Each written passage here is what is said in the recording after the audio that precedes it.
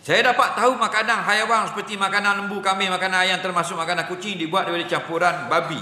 Bagaimanakah kebenaran ini? Jauh manakah kebenaran ini? Sedangkan perkara ini menjadi keperluan kepada kita. Bagaimana untuk mengatasi masalah ini? Baik. Dia tak tahu sah ke tak dalam makanan lembu, dalam makanan kambing dia ada campur dengan benda-benda haram seperti babi dan lemak dan sebagainya. Okey? Maka macam mana nak tangani? Kena faham dulu. Siapa yang haram ni? Babi-babi ni siapa yang haram? Kalau bab makan lain, bab sentuh lain.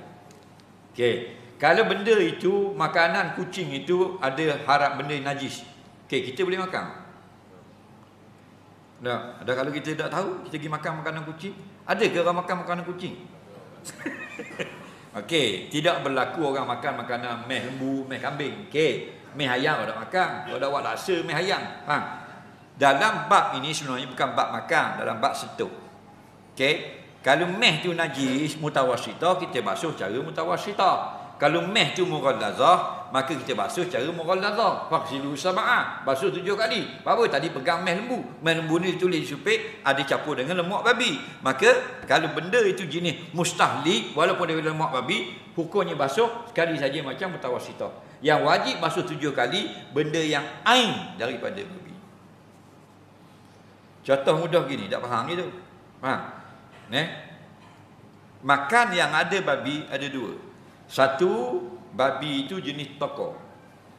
Jenis ainiah, tokor. Okey? Satu lagi, babi itu tidak tokor dah. Dia sudah hancur dalam proses di makmal.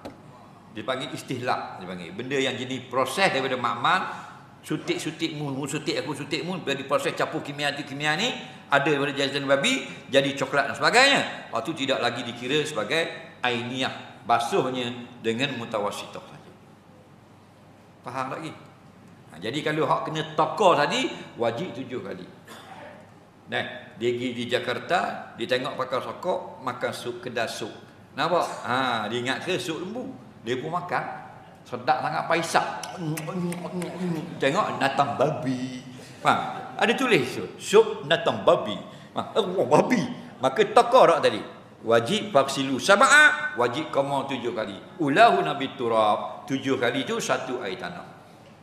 Dalam kitab fiqh lagi, dia telang telinga babi, hidung babi setokor. Dia tak punya, tak ngak telang sutik. Faham? Maka dia berok kat gigi, jadi tahi. Hancur dah. Basuh mutawassithah. Tapi kalau jubik setokor hidung babi, dak luak sikit. Berpoh jatuh dalam aku jambang. Wajib basuh 7 kali. Nampak lagi ya? Okey?